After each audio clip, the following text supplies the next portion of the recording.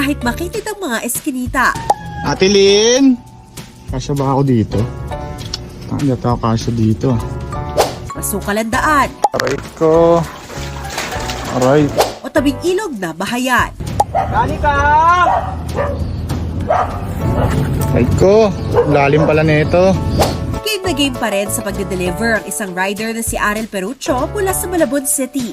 Agad na nag-viral ang kanyang mga content kung saan ipinapakita niya ang kanyang pang-araw-araw na pagsubok bilang isang delivery rider. At ito na nga ang mala Mission Impossible na mga dinadaanan niya tuwing nagde-deliver ng parcels. Hindi po may iwasan dun sa area namin kasi po tabing ilog lang po yung area namin. Tapos marami pong squatter. Pinaka-challenging dyan po dyan pagka madami ka pong dala. Tapos po umuulan. Sasabayan po ng mga customer na pasaway. Pag pupuntahan niyo po, itetext nyo na may delivery sila.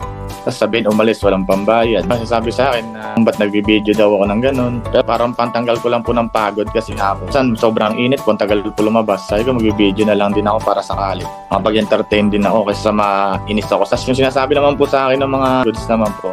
Ang galing mo kuya kasi pinababa mo yan, customer na yan, pinagtsatsagaan mo kasi ibang rider hindi kami pinupuntahan. Pagka nakitang ganyan yung address namin, kinta-cancel na. Wow, tunnel. Kuweba. Sa pinakataas, ma'am? Akyatin lagi. Ma'am Daryl! Kahit ganito ang pinagdadaanan sa loob ng 6 na taon bilang rider, talagang matyaga sa trabaho si Arel. Kaya ang hiling niya sa mga ride-hailing companies na mababa ang pasahod, sana naman ay mas ma-appreciate nila ang pagsisikap ng mga rider na tulad niya.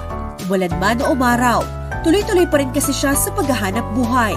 Ginagawa raw ito ni Arel para sa kanyang mga magulang na sinusuportahan nilang magkakapatid. Bukod pa rito, may simpleng paalala rin si Arel para sa mga kapwa rider at mga customer. Yun din po gusto ko iparating. Mahirap din po talaga yung pagiging rider. Patagal ka lang po na 5 minuto. Mahirap na po sa akin. Tirik na tirik yung araw. Sa mga customer naman po, sana po, pag umorder po kayo, may naka-ready po kayong pambayad. Kung sakaling aalis po kayo, mag-iiwan po kayo ng pambayad kung sakali. Kasi po, binabalikan po kayo ng rider sa gasolina lang po, talo na po. Marami pa pong didiliberan. Sa mga kapwa rider ko naman po, wag lang po tayo makipagtalo sa mga customer. Hayaan na lang po natin kung anong sasabihin nila. Trabaho naman din natin yung kailangan intindihan natin sila.